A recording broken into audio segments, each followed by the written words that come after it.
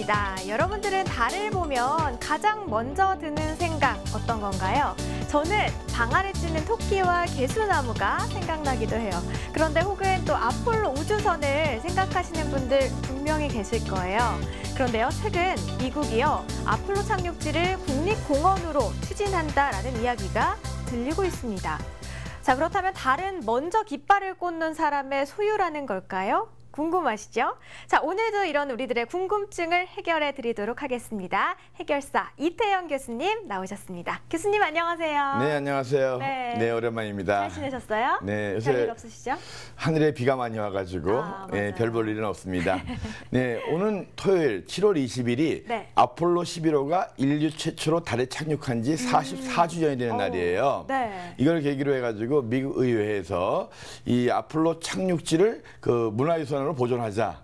그러면서 이제 지금 중국이라든가 일본, 유럽 등 많은 나라에서 달을 탐사하려고 하다 보니까 네네. 자신들의 그 유적을 훼손할 수 있다 이겁니다. 네. 그래서 이걸 갖다가 미국의 34번째 국립공원으로 지정을 한 다음에 다른 나라들이 못 건드리게 하고 미국 나사와 미국 정부에서 이제 관리를 하자 이런 이제 법을 낸 거예요. 네. 근데 사실 이건 거의 불가능한 얘기죠. 그렇죠. 달이 미국 땅도 아닌데. 맞아요. 예, 1960년대 미국과 러시아가 한창 우주 경쟁을 할 때가 있었습니다. 네. 그때 1966년에 유엔에서 이 평화적인 우주 이용을 위한 조약을 만들었어요. 네. 이 조약에 의하면 어느 나라도 지구 바깥에 있는 우주의 어떤 천체라든가 이런 것들을 독자적으로 소유할 수 없게 해놨습니다. 그러니까 이용을 할 수 있지만 소유권을 가질 수 없는 거죠. 그래서 이 달에 있는 아폴로 착륙지라고 하더라도 물론 그 아폴로 선인들이 갔던 그 유적들은 그 물건들은 이제 미국 거가 맞지만 그 땅 자체는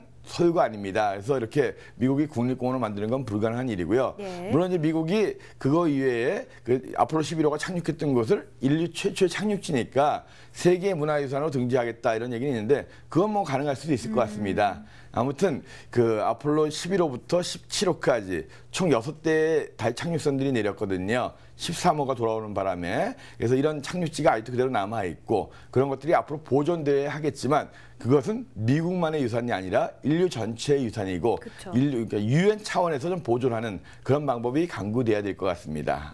그렇군요. 그러니까 미국의 그 달 착륙의 흔적을 남기는 게 그 세계 문화유산에 등재는 가능은 하지만 네네. 미국만의 어떤 국립공원이다. 요거는 국제 우주조약에는 좀 위반이 되는 사항이다라고 그렇죠. 예. 볼 수가 있겠습니다. 자, 이렇게 정리를 좀 해봤고요. 그렇다면 지난 한 주에는 우리 어떤 일이 일어났을지 정리를 해보도록 하겠습니다. 별별 뉴스 시작하겠습니다. 러시아가 발사한 로켓이 폭발한 사고는 로켓의 비행 통제 시스템 센서를 잘못 부착하는 실수 때문이었던 것으로 잠정 조사됐습니다. 지난 2일 인공위성을 탑재하고 발사됐던 프로톤-M 로켓 발사체는 발사대를 떠난 뒤 약 20초 만에 공중 폭발에 추락했습니다. 관계자는 로켓 조립 과정에서 각 속도를 측정하는 센서의 극을 바꿔다는 바람에 통제 시스템이 비행 방향에 대해 잘못된 정보를 수신받았다고 밝혔습니다. 이번 로켓 추락 사고가 실제로 센서 부착 실수 때문이었던 것으로 최종 확인될 경우 또 하나의 황당한 사고로 기록될 것으로 보입니다.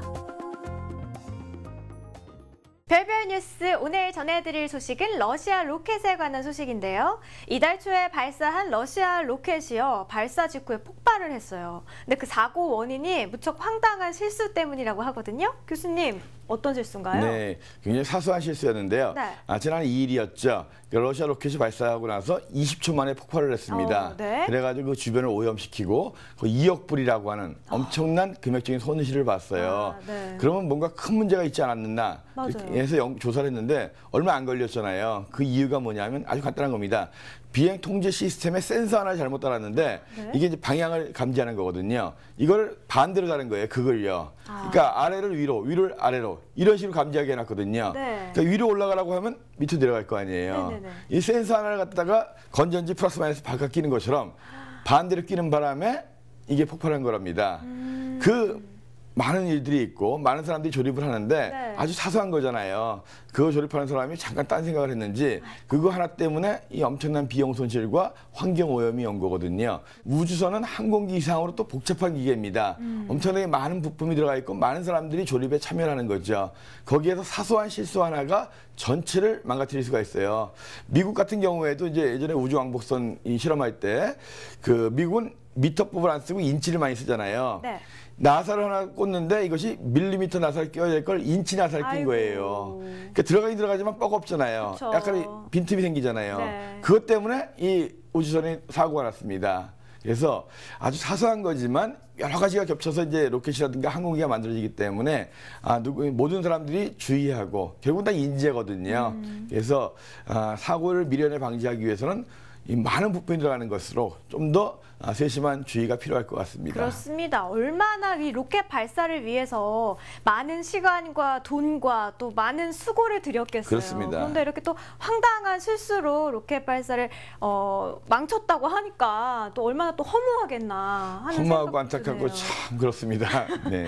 다음번에는요, 러시아 로켓 발사 꼭 성공적이길 기원을 해봅니다. 자, 별별 뉴스 다음 시간에 전해드릴 새로운 소식도 기대해 주세요.